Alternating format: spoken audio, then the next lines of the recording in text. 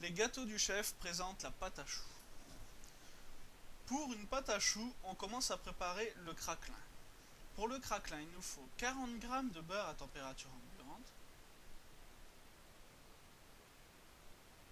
50 g de cassonade et on rajoute 50 g de farine. On mélange le tout jusqu'à l'obtention d'une pâte bien homogène.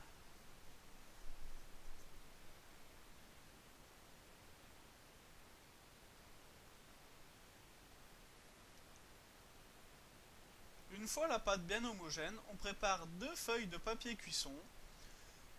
Pour étaler la pâte, on met la pâte entre les 2 feuilles et on étale pour avoir une épaisseur maximum de 2 mm. Puis, on réserve au frigo. On va préparer la pâte à choux. Il nous faut 250 g d'eau, 5 g de sucre, 5 g de sel et 100 g de beurre. On met tout ça à chauffer. Pendant ce temps, on prépare les œufs. Il nous en faut 5. On va les battre comme une omelette. Et on les réserve sur le côté. Et on pèse 150 g de farine. Une fois la préparation prête, nous versons les 150 g de farine dedans et nous faisons dessécher la pâte à choux. La pâte à choux desséchée se reconnaît quand la pâte à choux ne colle plus au fond de la casserole, comme ceci. Ensuite, nous versons la pâte à choux dans le cul de poule et nous remuons pendant minimum 1 minute 30 afin de la faire refroidir.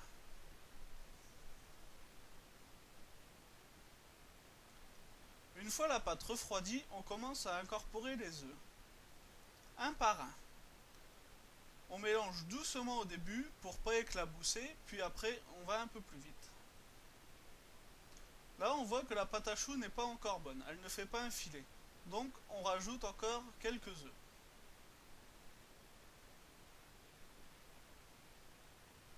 La même opération, on mélange.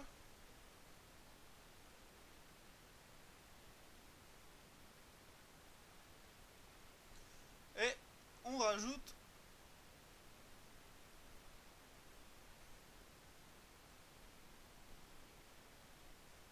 voilà, notre pâte à choux a une bonne consistance, on voit bien le filet, on va pouvoir dresser la pâte à choux. Pour cela, on prend une poche avec une douille, une corne, une plaque aux 2 fours et on commence. Je vais dresser pour réaliser des religieuses. Donc, on dresse les gros choux en premier.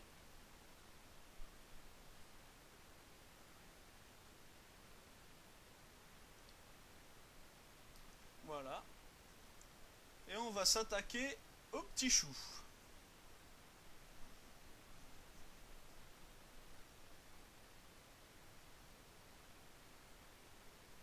Ensuite, on prend le craquelin et on dispose le craquelin sur les gros choux et sur les petits.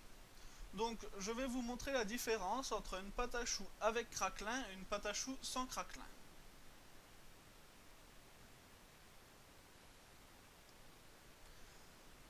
Donc, la cuisson de la pâte à choux. Et voilà la différence. À gauche avec craquelin, à droite sans craquelin. Et voilà, la recette est terminée. Je vous donne rendez-vous sur lesgâteauduchef.fr pour d'autres recettes.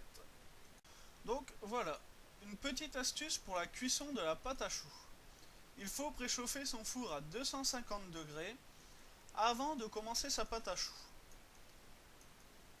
Une fois le four préchauffé et la pâte à choux finie, on enfourne la pâte à choux et on coupe le four pendant 10 minutes.